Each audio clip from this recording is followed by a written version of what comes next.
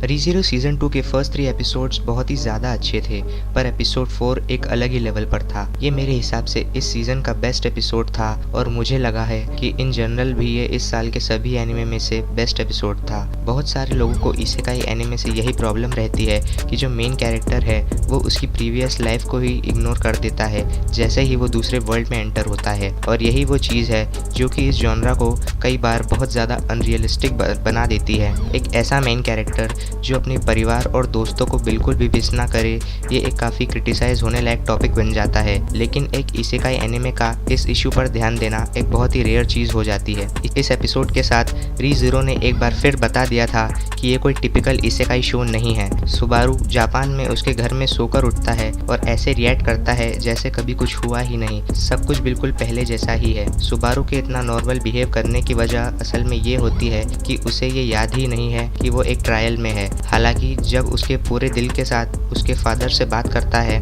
तब उसे किसी चीज़ का एहसास होता है और उसे सब कुछ याद आ जाता है, और उसी के साथ उसे ये भी एहसास होता है कि दूसरे वर्ल्ड में रहने की वजह से उसका कितना ज़्यादा मेंटल डेवलपमेंट हुआ है। जापान में सुबारू ने काफ़ी स्ट्रगल किया अपने फादर की रेपुटेशन पर खरा उतरने का, और जो वो कर सकता था वो सब कुछ करने के बाद आखिर में उसने हर चीज़ पर गिव अप कर दिया। पर जैसा कि हमने सीज़न 1 में देखा था कि किस तरह रैम और एमिलिया ने सुबारू की प्रीवियस लाइफ से जुड़े मन मुटाव दूर किए थे, और अब जो नया और बेहतर सुबारू है वो जापान में वापस आ चुका है, तो उसका ज़िंदगी को देखने का नज़रिया और उसका माइंडसेट पहले से बिल्कुल अलग है। पुराने वाले सुबारू ने गिव अप कर दिया था और पूरी तरह स्कूल जाना भी बंद कर दिया था, पर जब वापस उसने अपने मन पर काबू पाया तब उसने वापस से स्कूल जाने की बात ठान ली। सुबारू की वापस से स्कूल जाने की इच्छा और अपने पास्ट सेल्फ से ओवरकम कर पाना, मेरे हिसाब से यही वो रीज़न था कि एकिडोना उसका क्लासरूम में वेट कर रही थी। क्लासरूम एक फिनिश लाइन की तरह थी जिस रेस में सुबारू अपनी बीती ज़िंदगी को लेकर भाग रहा था।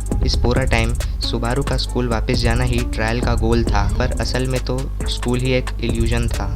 इसी एपिसोड में हमें ये दिखाया कि सुबारू असल में सीज़न 1 के फर्स्ट एपिसोड से अभी तक कितना ज़्यादा चेंज हो गया है। हमें यह देखने को मिला कि वो पहले कैसा था और अब कैसा है। ये ट्रायल असल में ये टेस्ट कर रहा था कि सुबारू का जो कैरेक्टर डेवलपमेंट सीज़न 1 में हुआ था उसने अभी तक उसे बनाए रखा है या नहीं, और रिजल्ट्स को देखते हुए तो ये पता चल ही गया था कि वह पूरी तरह सक्सेसफुल रहा। उसके स्कूल जाते वक्त उसकी मॉम उसके साथ चलती है उसके साथ थोड़ी बातचीत करने के लिए। मैं ये बोलना चाहूँगा कि सुबारू के पेरेंट्स सीरियसली बेस्ट हैं, और ये भी कि सुबारू का उन्हें गुड बाय कहना कितना ज़्यादा ज़रूरी था। जैसा कि हमें फ्लैशबैक में देखा कि सुबारू उसकी मॉम को बिना बाय बोले ही घर से चला जाता है, और मैं ये सोचता हूँ कि उसने ये कितना रिग्रेट किया होगा। ट्रायल में ही सही, पर सुबारू का उसके पेरेंट्स को गुड बाय कह पाना उसके लिए बहुत अच्छा था। तो चलिए आज के लिए बस इतना ही। Thanks for watching, have a great day. Video कैसा लगा मुझे कमेंट्स में ज़रूर बताइए, and subscribe if you want more. आपको अगली वीडियो किस टॉपिक पर चाहिए ये भी मुझे ज़रूर बताएं। Thanks again and see you next time.